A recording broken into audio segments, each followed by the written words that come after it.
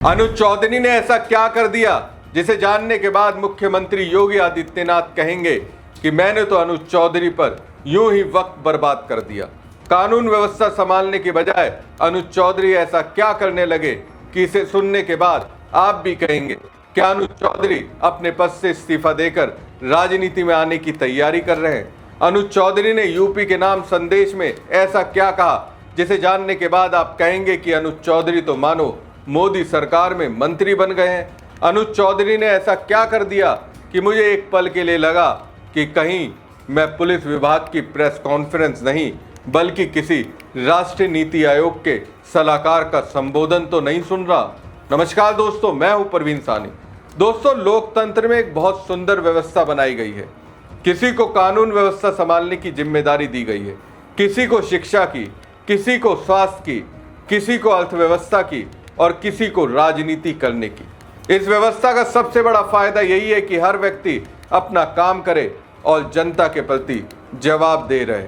लेकिन आजकल मुझे लग रहा है कि हमारे देश में मल्टीटास्किंग का नया युग शुरू हो गया है। नेता अर्थशास्त्री बन रहे हैं, अर्थशास्त्री राजनीतिक विश्लेषक बन रहे हैं, यूट्यूबर विदेश नीति समझा रहे हैं, फिल्मी कलाकार चुनावी रणनीति बता रहे हैं और अब कुछ अधिकारी भी ऐसे विषयों पर बोलते दिखाई दे रहे हैं जिन्हें सुनकर आम आदमी को समझ नहीं आता कि आखिर वो किस पद पर बैठे व्यक्ति को सुन रहे हैं। मैं फिरोजाबाद के एएसपी अनुज चौधरी का बयान सुन रहा था, बड़ी उम्मीद के साथ सुन रहा था।